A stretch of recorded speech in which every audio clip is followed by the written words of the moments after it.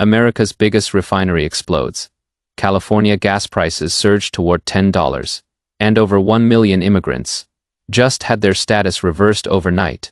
3 bombs went off this week. Only one was made of fire Monday night, 7:20 p.m. Port Arthur, Texas.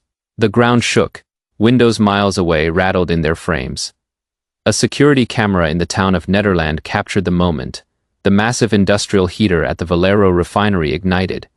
And within seconds, a column of black smoke the size of a skyscraper was climbing into the Gulf Coast sky. Nearly 770 workers. The largest oil refinery in the United States, processing 435,000 barrels of crude oil every single day.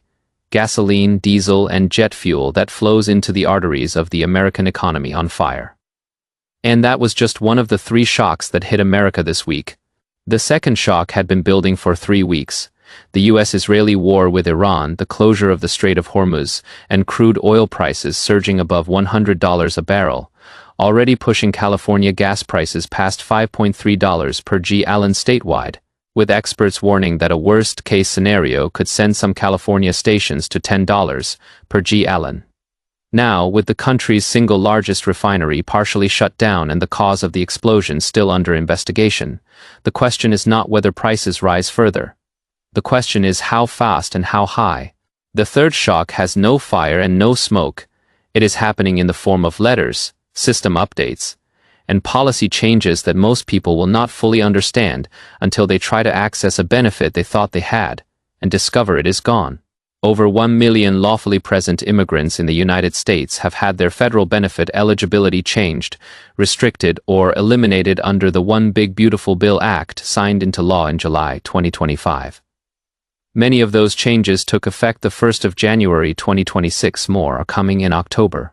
And the people most affected often do not know what happened to them until the moment of need.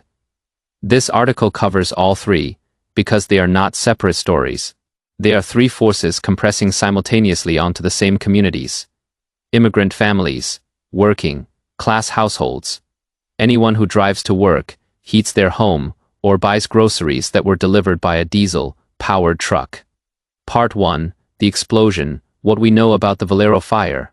The facts, as confirmed by officials and by Valero Energy Corporation as of Tuesday, the 24th of March 2026.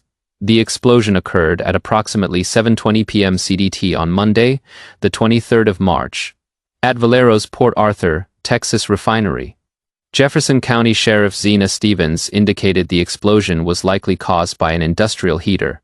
The fire burned for nearly 5 hours before being declared essentially out at 3:28 a.m. Tuesday morning by Jefferson County Judge Jeff Brennick, who lifted the shelter-in-place order at 5:30 a.m. The shelter-in-place order had covered the entire west side of Port Arthur, from Steelwell Boulevard west to south of Highway 73, including Sabine Pass and Pleasure Island, affecting tens of thousands of residents who were told to stay inside their homes and seal windows and doors. Roads were closed. School buses were stranded. At one point, a group of children in Sabine Pass were unable to get home because buses could not navigate the road closures, ultimately requiring the Jefferson County Sheriff's Office Marine Unit to ferry the children home by boat. Valero confirmed the fire was in a unit at the refinery and that all 770 personnel were accounted for with no recordable injuries. The Texas Commission on Environmental Quality deployed air monitoring equipment and reported no exceedances of safe thresholds as of Tuesday morning. The cause of the explosion remains under investigation. But the economic consequences do not wait for investigations. According to sources familiar with the facility, the fire occurred in the diesel hydrotreating unit, a critical component for processing diesel fuel, and caused significant damage. The fluid catalytic cracking unit, which converts heavy oil into gasoline and other products, was also in proximity to the fire. Portions of the refinery have been shut down, though Valero had not announced a decision on full facility closure as of this writing. The Port Arthur Valero refinery is not just large. It is structurally indispensable to the U.S. fuel supply in a way that most refineries are not, at 435,000 barrels per Dalton Y processing capacity. It is the single largest oil refinery in the United States. It refines heavy sour crude, the type of crude that most other U.S. refineries cannot process. into the gasoline, diesel, and jet fuel that supply the Gulf Coast and beyond. Any sustained disruption at this facility ripples through the national fuel supply chain within days. Part 2. California gas prices. The $10 scenario is no longer hypothetical. California was already in a fuel crisis before Monday night's explosion. Understanding why requires understanding the context that was already in place. On the 28th of February 2026, less than 4 weeks ago, the United States launched Operation Epic Fury, its major military engagement with Iran. Within days, all shipping through the Strait of Hormuz, which carries roughly 1/5 of the world's daily oil supply, was effectively halted. Crude oil prices, which had been near $70 per barrel, spiked toward $120 before settling in the $92 to $103 range. As of this week, in just the first week after the war began, the average price of gasoline across the United States increased by 48 cents per gallon. In California, the spike landed on a market that was already structurally vulnerable. The state has been losing refining capacity for years. Several California refineries have shut down in recent years, leaving the state increasingly dependent on fuel imports from Asia, a supply chain that is now disrupted by the same geopolitical conflict, driving up crude prices worldwide. As of Monday morning, Californians were paying an average of $5.2 per gallon for regular gasoline, already the highest in the nation. Some stations near San Diego International Airport were charging $6.29. Now comes the Valero shutdown. Raylan Cummings of the Stanford Institute for Economic Policy Making had warned, before the explosion, that a prolonged closure of the Strait of Hormuz could push California prices closer to $7, with a worst-case scenario approaching $10 at some stations. A University of Southern California economist had put the likely ceiling at well above $7 if the Iran conflict continued. Those projections were made before 435,000 barrels per Dalton Y of American refining capacity went offline on Monday night. The state's own laws could theoretically provide relief. In 2023, California passed first in the nation legislation giving regulators the power to cap refinery profits and penalize oil companies for price gouging during price spikes. Those rules were designed for exactly this kind of moment. Last August, the California Energy Commission voted to delay the rules for 5 years. The profit cap provisions now sit dormant until 2029, which means California drivers are fully exposed to the combined shock of the Iran war, the Valero shutdown, and the structural vulnerability of a state that has reduced its refining capacity while increasing its dependence on imported fuel. Governor Newsom has blamed the spike squarely on the Iran war and Trump administration policy. Energy Secretary Chris Wright has ordered the resumption of offshore oil flows along the California coast. More than a dozen California Democratic state legislators who previously voted to strengthen the state's climate program are now calling on the Newsom administration to reconsider its implementation. The price of political blame does not fill your tank. For families with 2 cars commuting to work in California, the increase from $3.5 per gallon to $5.2 per gallon already represents hundreds of dollars per month in additional costs. If prices reach $7, the annual cost increase for an average California 2-car household exceeds $3,000. At $10, it is a budget catastrophe for anyone living paycheck to paycheck, which in California is a substantial percentage of the population. Part 3. The overnight status reversal. What happened to over 1 million immigrants? This is the crisis with no explosion and no smoke. It is the one that will affect the most people for the longest period of time, and it is the one that most of the people affected do not yet fully understand. The One Big Beautiful Bill Act, signed into law on the 4th of July 2025, enacted sweeping changes to federal benefit eligibility for immigrants in the United States. Those changes are now taking effect in waves, and the scale of what has changed is unprecedented. As of the 1st of January 2026, a special rule that had allowed lawfully present immigrants with incomes below 100% of the federal poverty level to access subsidized marketplace health insurance coverage was eliminated.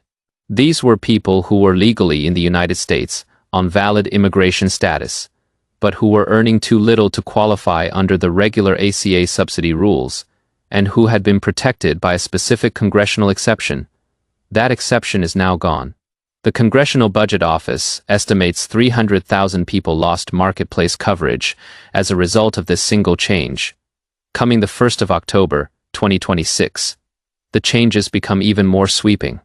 Federal Medicaid and CHIP funding will be restricted to an extremely narrow category of immigrants, lawful permanent residents with green cards who have completed their 5-year waiting period, Cuban and Haitian entrants, and citizens of certain Pacific Island nations.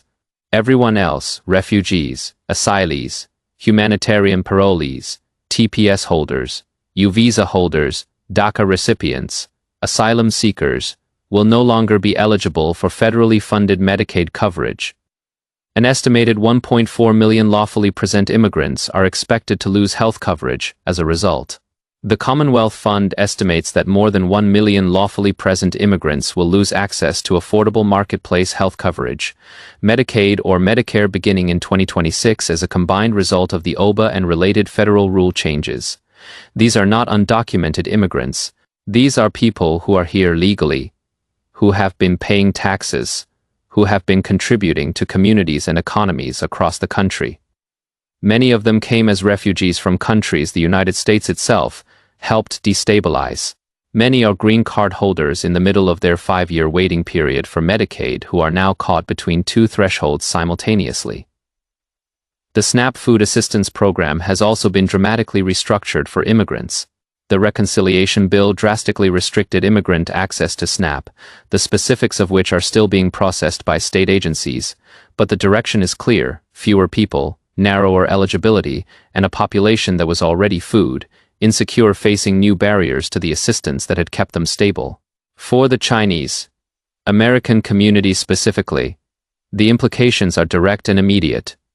Many Chinese immigrants in the United States are in the middle of the Medicaid 5-year waiting period, legal permanent residents who have been working, paying taxes, and counting on the healthcare system as a bridge.